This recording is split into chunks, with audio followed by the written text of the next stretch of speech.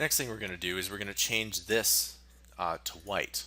So a couple things we could do is, in fact, there's actually a couple things that we could do that's actually really neat.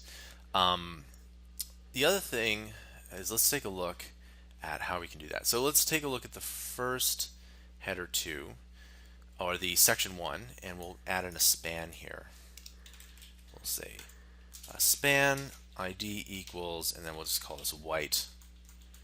Okay, and we'll go slash span, and we can simply copy this whole, actually we could probably copy this whole thing here. So we'll copy this, and then full width 2, and then lastly here. So let's just go and let's make it white. Pretty simple stuff. So we'll just say white. We'll say color is going to be EA, EA, EA. Okay, and there we go. We got white, and for some reason, this here, it didn't quite paste in there. So let me go and copy that again, paste it, and paste it. Okay, and everything should work out. Now the blue might be a bit of a problem. We could make the blue slightly darker, and I think I'm just going to do that here, just so that it pops out a bit more. So that we just need to take a look at that, and the full width 3 is blue, so it's a slightly darker blue. And the column 3, we can change that to blue. Now it's not that much of a difference, but it does make this pop out just a bit more.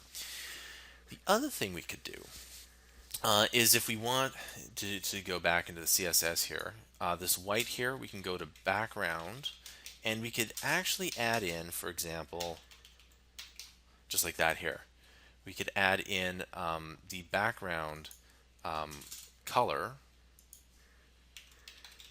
okay, to be this here, okay, and oh, there's no, there it is.